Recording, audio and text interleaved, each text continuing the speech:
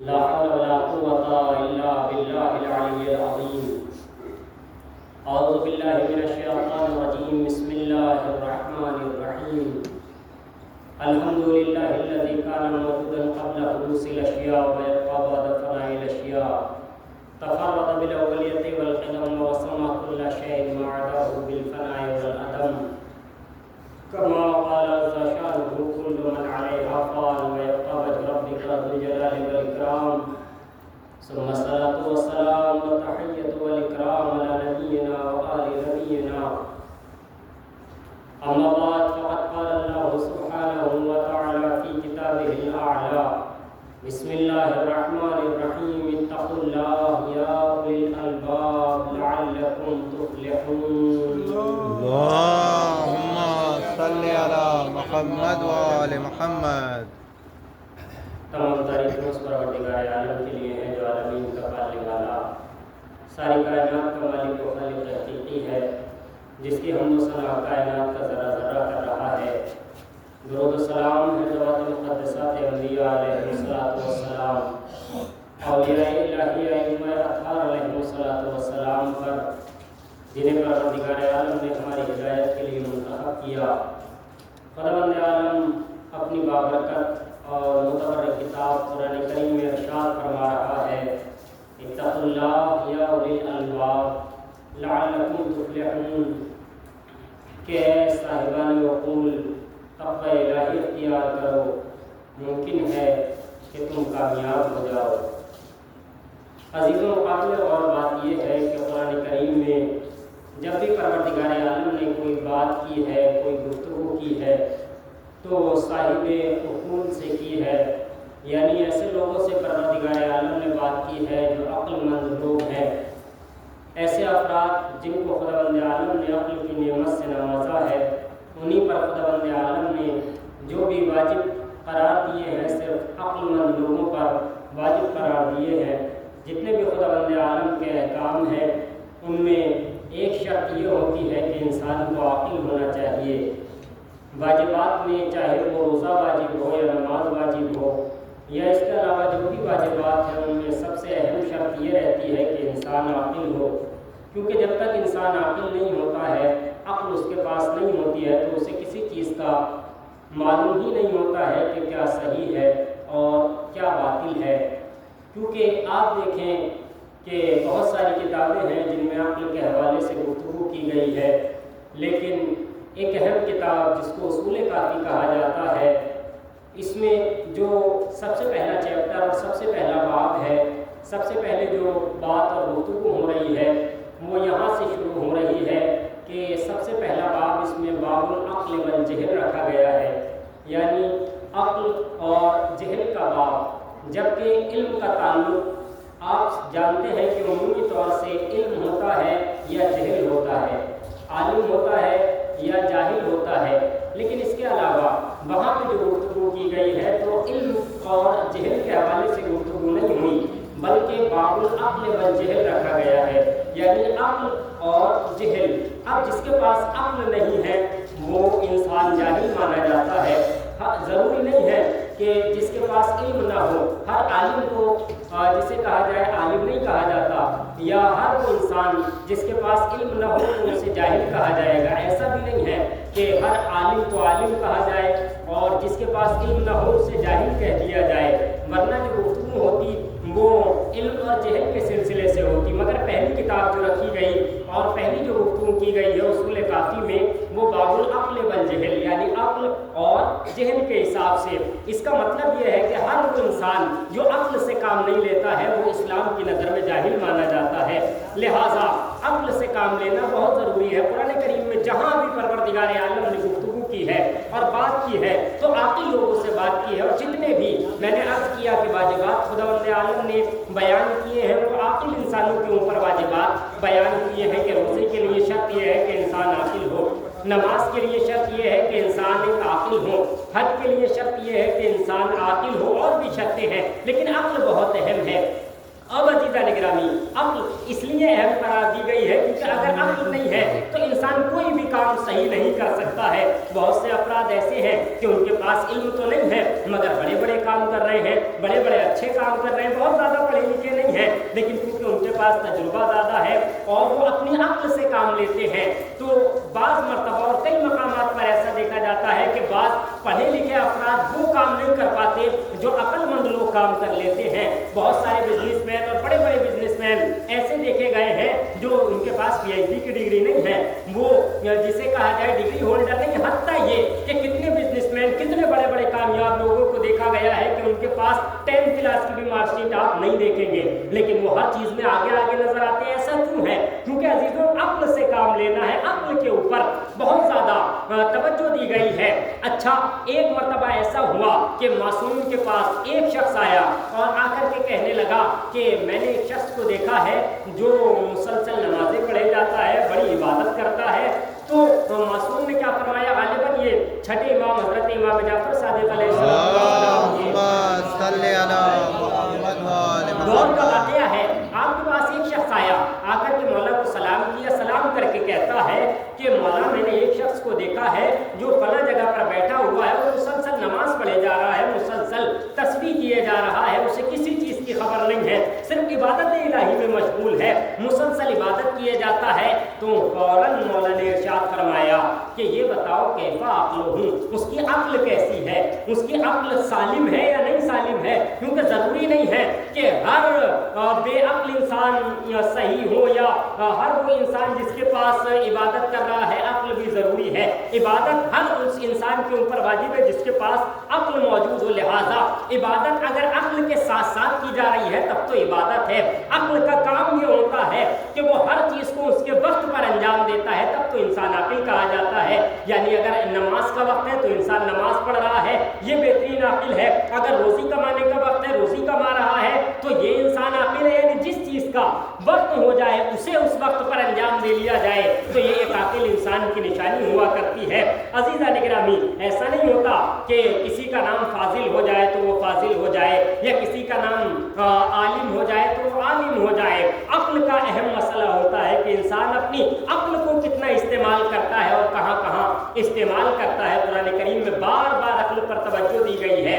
انبیاء علیہ السلام نے عقل انسانی پر بہت توجہ دی ہے کہ انسان کو عقل سے کام لینا چاہیے، خرد سے کام لینا چاہیے، دیکھ بھال کر قدم رکھنا چاہیے۔ جہاں انسان جا رہا ہے تو عقل بہت ضروری ہے کہ اپنی عقل کو بھی استعمال کرے، کیونکہ بعض جگہ ایسا ہوتا ہے کہ کسی انسان سے بات کوئی کہی جاتی ہے، مراد کوئی اور کام ہوتا ہے۔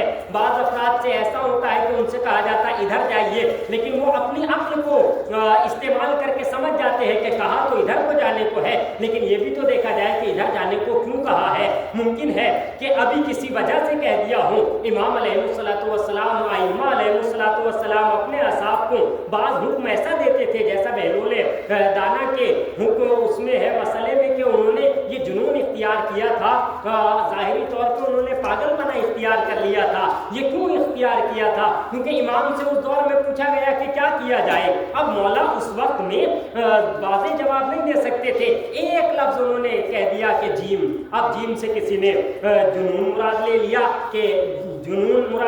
کہ مجنون ہو جاؤ اور ادھر ادھر ایسے کام کرو، کسی نے جیم سے مراد جہاد لے لیا تو وہ جہاد میں چلا گیا۔ اب یہاں پہ دیکھنا یہ ہے کہ حکومت ہمارے مقابل میں ہے، ایسا مسئلہ ہو رہا ہے، اب جیم سے مراد کیا لینا ہے، امام کو سمجھنا ہے، تو یہ کون سمجھ سکتا ہے؟ یہ ایک عاقل انسان سمجھ سکتا ہے جس کی عقل سالم ہوگی۔ لہذا جناب بہلول دانا نے کیا کیا؟ جیم سے جنون مراد لیا اور اس جنون کے عالم میں کیسے کیسے کام کیے، کتنے واقعات آپ جانتے ہیں کہ کس کس طرح سے سمجھایا جناب بہلول دانا نے۔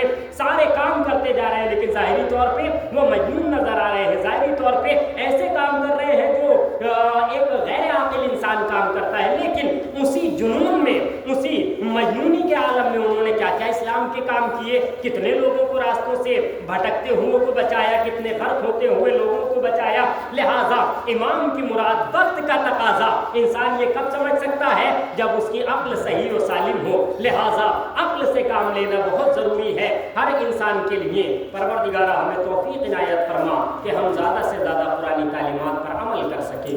پروردگارہ ہمیں قرآن اور سیرت اہل بیت پہ چلنے کی توفیق عنایت فرما۔ پروردگارہ ہمارے امام کے ظہور میں تاجر فرما۔ چاہیے. ربنا تقبل منا انك انت السميع العليم برحمتك يا ارحم الراحمين. بسم الله الرحمن الرحيم. ووصينا الانسان لفي خسر الا الذين امنوا وعملوا الصالحات وتواصوا بالحق وتواصوا بالصبر. اللهم صل على محمد وآل محمد. اللهم صل على محمد وآل محمد. اللهم صل على محمد وآل محمد. لا حول ولا قوة إلا بالله العلي العظيم. أعوذ بالله من الشيطان الرجيم. بسم الله الرحمن الرحيم. الحمد لله الذي كان موجودا قبل حدوث الأشياء ويبقى بعد فناء الأشياء تفرد بالأولية والقدم ووصف كل شيء معده بالفناء والقدم. وقال وكل من عليها فان ويبقى وجه ربك ذو الجلال والإكرام. وقال الله أيضا كل من عليها فان ويبقى وجه ربك ذو الجلال والإكرام. وكل شيء هالك إلا وجهه. ثم الصلاة والسلام والتحية والإكرام على نبينا وآل نبينا. اللهم اغفر للمؤمنين والمؤمنات والمسلمين والمسلمات الأحياء منهم والأموات تابع بيننا وبينهم بالخيرات إنك مجيب الدعوات إنك على كل شيء قدير. اللهم صل على محمد وآل محمد. أما بعد فقد قال الله سبحانه وتعالى في كتابه الأعلى. بسم الله الرحمن الرحيم. ذلك ومن يعظم شعائر الله فإنها من تقوى القلوب. اللهم صل على محمد وآل محمد. تمام تعریفیں اس پروردگار عالم کے لیے ہے جو عالمین کا پالنے والا ہمارا مالک و خالق حقیقی پروردگار عالم ہے. درود و سلام ہے نبی والے نبی علیہ السلام پر جنہیں پروردگار عالم نے ہماری ہدایت کے لیے منتخب کیا. عزیزوں، پروردگار عالم قرآن کریم میں ارشاد فرما رہا ہے ذالک ومن یعظم شعائر اللہ فإنہا من تقوی القلوب. یہ پروردگار عالم کا حکم ہے اور جو اللہ کی نشانیوں میں سے ہے یعنی شعائر الہی میں سے ہے. انسان کو چاہیے کہ پروردگار عالم کی نشانیوں کا احترام کرے اور خداوند عالم کی نشانیوں کا احترام کرنا یہ دلوں کے تقوی میں سے ہے اور انسان کے دل کو متقی بناتی ہے، پرہیزگار بناتی ہے. عزیزوں، آج یہ جو تاریخ چل رہی ہے یہ 7 شوال اور آنے والی کل کی تاریخ جو 8 شوال ہے یہ ایسی تاریخ ہے جس تاریخ میں پروردگار عالم نے جیسا کہ ارشاد فرمایا کہ جو خداوند عالم کی نشانیوں کا احترام کرے گا تو یہ دلوں کے تقوی کے لیے بہتر چیز ہے. 8 شوال المکرم جب آتی ہے یعنی کل کی تاریخ جب آتی ہے تو ہمیں یاد دلاتی ہے ایک ایسے رونما ہونے والے حادثے کی جسے یوم انہدام جنت البقیع کے نام سے یاد کیا جاتا ہے. آج جو ہم ذکر کریں گے وہ جنت البقیع کے سلسلے سے چند معروضات آپ کی خدمت میں پیش کرنا ہے. 8 شوال 1344 ہجری اور 1925 عیسوی کو انہدام جنت البقیع کا واقعہ پیش آیا اور یہ واقعہ ایسا واقعہ تھا جس کے لیے آج تک جسے یاد کیا جاتا ہے. یاد کیوں کیا جاتا ہے اور یہ یاد کرنے کا مقصد کیا ہے؟ ظالم حکومت نے اور آل سعود نے جنت البقیع کو یعنی جہاں پہ پیغمبر اکرم صلی اللہ علیہ وآلہ وسلم اللهم صل على محمد وآل محمد. حضرت صدیقہ طاہرہ کا مزار مقدس تھا. ظالم حکومت نے اس کو ڈھا دیا اور اس کو گرا دیا. یہ جو گرایا گیا تو اس کی لوگوں نے وجہ بیان کی کہ قبور پہ اور قبروں پر عمارت بنانا یہ نامناسب بات ہے. جبکہ آپ دیکھیں گے کہ مسئلہ یہ ہے کہ عالم اسلام کے علاوہ بھی اور جتنے بھی اس کائنات میں افراد ہیں، جتنے بھی لوگ ہیں، وہ یہ چاہتے ہیں کہ جو لوگ گزر گئے ہیں ان کی یاد منائی جائے، کسی نہ کسی طرح سے ان کی یاد کو تازہ رکھا جائے۔ اور یاد کو تازہ کس طرح سے رکھا جاتا ہے؟ مرنے والا تو اس دنیا سے چلا گیا، گزرنے والا گزر گیا، لیکن اس کی نشانی کسی نہ کسی طرح سے محفوظ رکھی جائے۔ آج بھی کچھ ملک تو ایسے ہیں کہ جہاں پر ان کے بزرگوں کا اگر انتقال ہو جاتا ہے تو وہ میت کو ہی دفن نہیں کرتے۔ آپ جانتے ہیں، اگر یوٹیوب پہ سرچ کریں گے تو ایسے ایسے ملک آج بھی موجود ہیں کہ اگر ان کے دادا پردادا کا انتقال 30 40 50 سال پہلے ہو جاتا ہے تو وہ ان کی میت کو ہی دفن نہیں کرتے، اس کو رکھے رہتے ہیں اور سال بھر میں ایک بار نکالتے ہیں، اسے منہ ہاتھ دھلاتے ہیں، کپڑے پہناتے ہیں۔ یہ ان کے یہاں باقاعدہ ایک جشن ہوتا ہے انڈونیشیا وغیرہ میں۔ اس کے علاوہ افریقہ کے کچھ ممالک ایسے ہیں، آپ یوٹیوب پہ سرچ کر کے دیکھیے گا تو آپ کو مل جائے گا کہ ایک سال بعد ہر سال اس ڈمی کو نکالتے ہیں ڈبے میں سے اور نکال کے اس کا منہ ہاتھ دھلاتے ہیں۔ بہرحال میں اس کا قائل نہیں ہوں کہ یہ کرنا چاہیے، غلط ہے، اس کو دفنا دینا چاہیے، لیکن ان کا جو کیا کہتے ہیں نظریہ ہوتا ہے، وہ نظریہ یہ ہے کہ ہم اپنے بزرگوں کو ختم نہیں ہونے دیں گے، ہم ان کی یاد کو باقی رکھیں گے، تازہ رکھیں گے۔ اب ان کا طریقہ یہ ہے کہ وہ میت کو ہی رکھ لیتے ہیں اور اسے گلنے سامنے نہیں دیتے، ختم نہیں ہونے دیتے۔ کہنے کا مقصد یہ ہے کہ بعض قومیں اور بعض قوموں میں، ساری قومیں بہرحال ایسی ہیں کہ جو اپنے بزرگوں کی نشانیاں بچانا چاہتی ہیں۔ بعض لوگ ایسے ہوتے ہیں کہ ان کے دادا نے اگر انہیں انگوٹھی کوئی دی تھی، جن کا انتقال اب ہو گیا ہے، اب ان سے آپ مانگنا چاہیں کہ یہ انگوٹھی مجھے دے دیجئے، وہ آپ کو 1 لاکھ کی بھی وہ انگوٹھی نہیں دیں گے، چاہے اس کی قیمت 10 روپے کی رہی ہو۔ کیوں نہیں دیں گے؟ کیونکہ ان کے دادا نے دی تھی۔ ان کے دادا جب کربلا گئے تھے تو وہاں سے نجف سے جا کر کے درے نجف لے کر کے آئے تھے 50 سال پہلے۔ اب کسی انسان سے آپ کہیں کہ یہ ہمیں دے دیجئے، وہ آپ کو اگر صاحب حیثیت اور اچھا انسان ہوگا تو آپ کچھ بھی کہتے رہیں کہ 1 لاکھ کی دے دیجئے، 2 لاکھ کی دے دیجئے، نہیں دے گا، کیونکہ مسئلہ اس کا یہ ہے کہ وہ اپنے بزرگوں کی یادگار کو باقی رکھنا چاہتا ہے، اپنے بزرگوں کو باقی رکھنا چاہتا ہے، کیونکہ جب وہ انگوٹھی کو دیکھتا ہے تو اسے اپنے دادا یاد آتے ہیں، اپنے بزرگ یاد آتے ہیں۔ یہی مسئلہ عزیزان گرامی عقل مند لوگوں کے ساتھ ہے کہ جب اہل بیت اطہار کا دور تھا اور نبیوں کا دور تھا،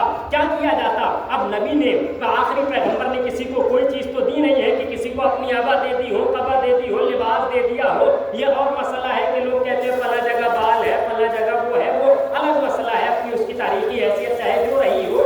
لیکن عزیزان گرامی انسان چاہتا کیا ہے کہ ہم کسی نہ کسی طرح سے اس کی یاد کو تازہ کریں، اس کی یاد کو باقی رکھیں۔ اب عزیزوں مسئلہ یہ ہوا کہ جب اہل بیت اطہار اس دنیا سے گزر گئے، ان کی قبور بنا دی گئی تھی، امیر کائنات نے صدیقہ کی قبر بنا دی تھی، پیغمبر کی قبر بنا دی تھی، لیکن اب اسے باقی کس طرح سے رکھا جائے؟ یوں تو اگر ایسے ہی زمین سے برابر کر دی جاتی تو ختم ہو کے رہ جاتی قبر اور انسانوں کو پتہ نہ چلتا کہ کون سی قبر ہے، کہاں قبر ہے۔ لہٰذا کیا یہ گیا کہ اس کے اوپر مزار بنا دیا گیا، اسے اونچا بنا دیا گیا۔ اب اونچا بنا دیا گیا تو کیونکہ جو انسان جتنا جس لیول کا ہوتا ہے اس کے احترام بھی اسی اعتبار سے کیا جاتا ہے۔ اب پیغمبر سے بڑا کائنات میں کوئی نہیں، صدیقہ طاہرہ سے آپ کی دختر سے بڑا کائنات میں کوئی نہیں، حضرت علی سے بڑا کائنات میں کوئی نہیں، یہ عظیم شخصیت ہے۔ اب عزیزوں کیا کیا گیا کہ جناب صدیقہ طاہرہ کے مزار مقدس پر ایک روضہ تعمیر کرا دیا گیا، مگر وہ افراد جو یہودی فکر کے تھے، وہ افراد جو آل سعود کے تھے، الگ الگ ان میں مفتی نکل کے آئے اور آنے کے بعد فتویٰ دیا کہ اس کو گرایا جائے، یہ صحیح نہیں ہے، یہ شرک ہے۔ عزیزان گرامی سب سے پہلے یہ ہے کہ شرک کا مطلب سمجھے کہ شرک کہاں کسے جاتا ہے، قرآن کسے شرک کہہ رہا ہے۔ ہماری مرضی کا نام شرک نہیں ہے کہ ہر کام کا نام شرک ہو گیا۔ بعض افراد کہتے ہیں کہ مزار پہ جانا شرک ہے۔ عزیزوں مزار پہ جانا شرک نہیں ہے، مزار پہ تو یا مزار کے علاوہ ہر جگہ پہ جن کے افراد باقی بھی نہیں ہیں دنیا میں، جنہیں یہ کہا جائے کہ دنیا سے ختم کر دیا جاتا ہے، بالکل ہوا میں اڑا دیا جاتا ہے، لوگ ان کی بھی، جسے کہا جائے کہ ایک جگہ معین کر دیتے ہیں اور وہاں پہ جاتے ہیں اور وہاں پہ جا کے عزت و احترام کی نگاہ سے دیکھتے ہیں، جبکہ وہ تو اس جگہ پہ ہے بھی نہیں، اسے تو ہوا میں اڑا دیا گیا۔ مگر عزیزان گرامی یہ مسئلہ یہ ہے کہ احترام کیا جا رہا ہے، عزت کی جا رہی ہے اور لوگ عزت کی نگاہوں سے جا رہے ہیں۔ یہی مسئلہ تھا اہل بیت اطہار کے ساتھ، انہیں دفن کیا گیا اور ان کا مزار بنا دیا گیا، لوگ جاتے تھے۔ مگر اب یہ ظالموں نے فتویٰ دے دیا کہ لوگ آ رہے ہیں یہاں جھک رہے ہیں۔ جھکنا ہر کسی کے آگے جھکنا کوئی سجدہ کرنا نہیں ہو جاتا ہے کہ اگر ہم اہل بیت اطہار کے مزار مقدس کو چوم رہے ہیں تو یہ شرک ہو گیا ہے، سجدہ ہو گیا۔ اگر اس طرح سے کیا جائے کہ ہم انہیں سجدے کی نگاہ سے کر رہے ہیں تب تو حرام ہو جائے گا، لیکن یہ سجدے کی نگاہ سے جاتا. یہ اس لیے چونتے ہیں کہ وہ مقدس جگہ ہے, ان کی عظیم ہستی ہے, اس لیے ان کے احترام کے تحت انسان کرتا ہے. اب اس ظالموں کی نظر میں جن کی نگاہیں نہیں تھی, انہوں نے سوچا کہ یہ سجدہ کر رہے ہیں. عزیزو, سجدہ کون نہیں کر رہا؟ سب سے پہلے سمجھنا یہ چاہیے کہ عبادت کیا ہے, عبادت کسے کہتے ہیں, شرک کسے کہا جاتا ہے. پھر بہرحال وقت اتنا نہیں ہے کہ اس کو بہت زیادہ تفصیل سے بیان کیا جائے.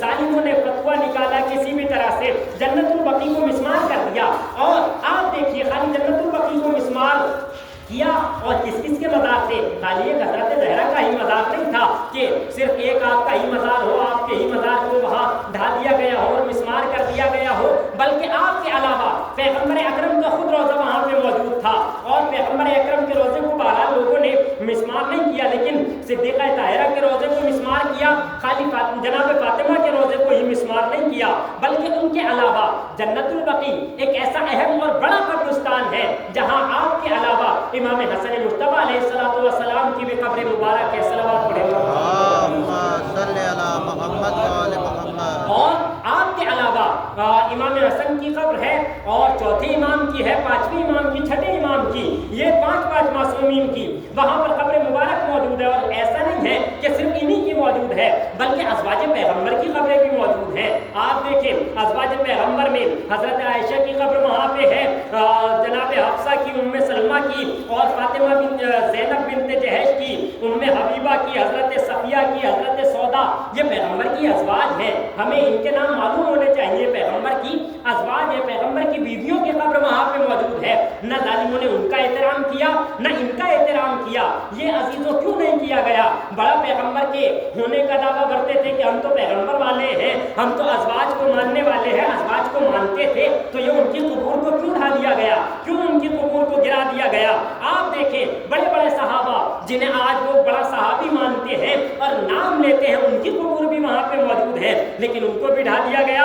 حضرت سعد ابن ابی وقاص, عبد الرحمن ابن عوف اور اسعد بن زرارہ, ان عظیم شخصیات کی جنہیں عالم اسلام عظیم کہتا ہے, ان کی قبور وہاں پہ موجود ہیں. اس کے علاوہ پیغمبر کے چچا کی قبر وہاں پہ موجود ہے, اور ان کے علاوہ جناب عبد المطلب کی ہے, فاطمہ بنت اسد کی ہے, میرے کائنات کی والدہ کی قبر ہے, حضرت صفیہ کی قبر جو پیغمبر کی پھوپھی تھی, حضرت عاتقہ کی وہاں پہ قبر ہے جو پیغمبر کی پھوپھی تھی. سب کو ایک طرف سے مسمار کر دیا اور اٹھا دیا گیا. یہ کیوں عزیزان گرامی؟ آج ہم جو آواز بلند کر رہے ہیں جنت البقیع کی تعمیر کے لیے کہ اگر تمہیں نہیں کرنا ہے, خالی تم اتنا کہہ دو کہ آ کر کے تعمیر کر لو. عزیزان گرامی, کتنے عاشق اور چاہنے والے ہیں جو جائیں گے اور جا کر کے اپنے ہاتھوں سے تعمیر کریں گے قبر زہرا, اور یقیناً ایک دن وہ آئے گا جب عزیزوں یہ جنت البقیع آزاد ہوگی.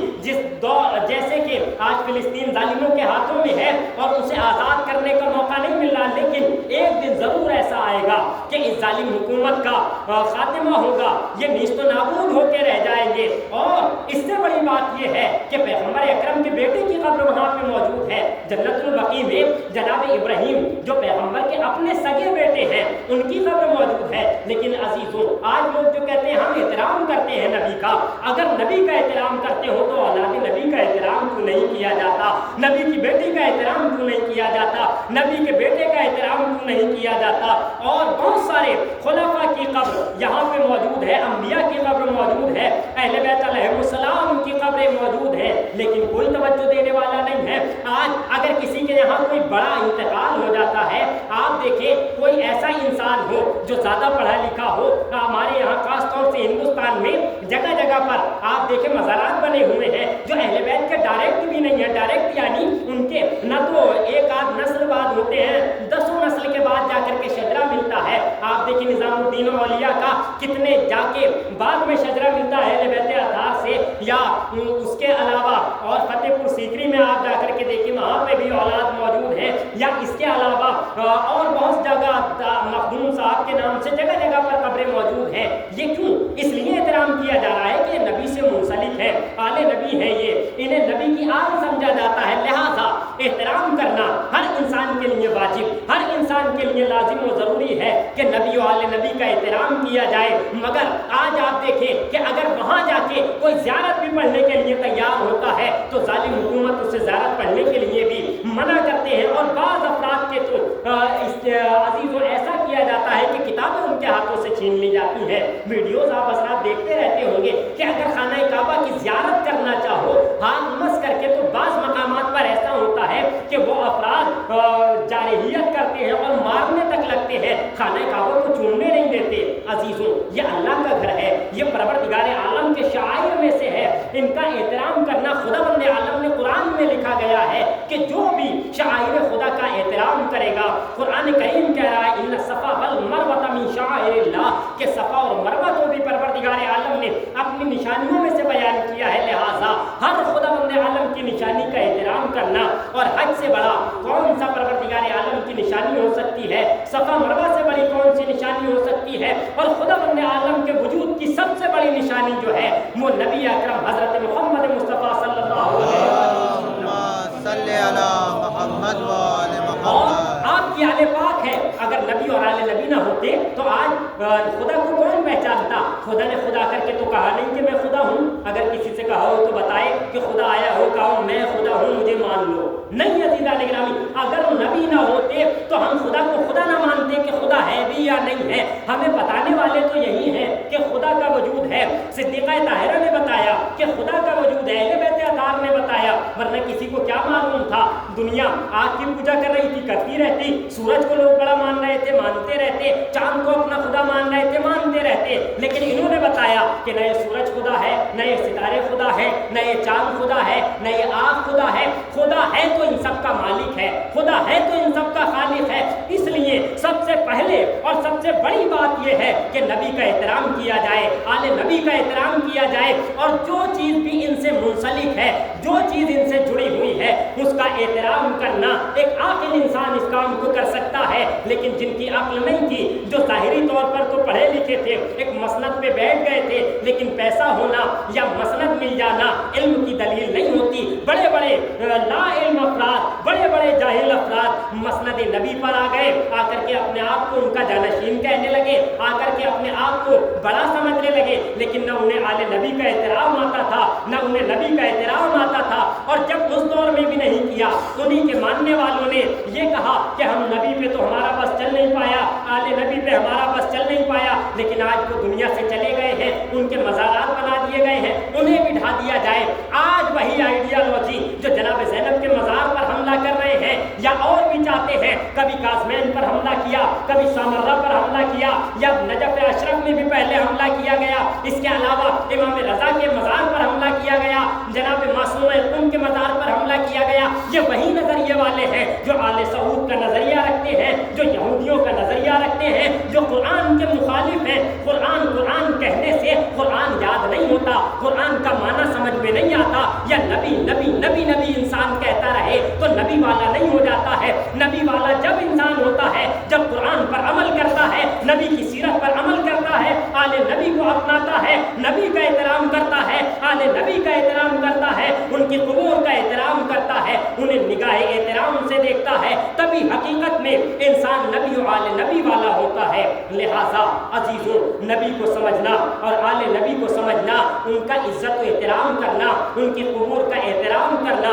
یہ ہر ایک زندہ ضمیر انسان کی ذمہ داری ہے کہ وہ ان تمام چیزوں کا احترام کرے، کیونکہ یہ چیزیں شعائر خدا میں سے ہیں، اللہ کی نشانیوں میں سے ہیں، اور اہم نشانیوں میں ان نشانیوں سے علاوہ خداوند عالم کے وجود کی اور کوئی نشانی نہیں ہو سکتی ہے۔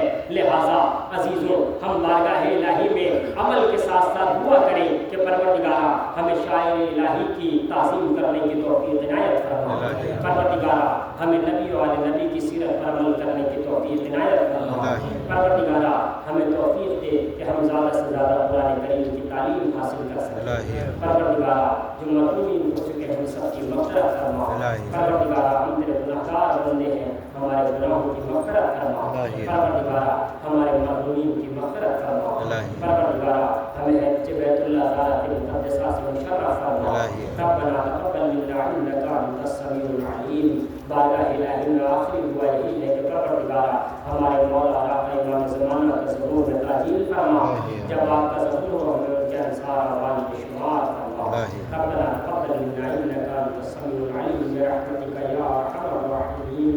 صلاة كثيرة متوالية متكاثرة على نبينا محمد المصطفى. اللهم صل على محمد وآل وعلى محمد. علي المرتضى وصديقة الطاهرة فاطمة بنت محمد. اللهم صل على محمد وآل وعلى محمد.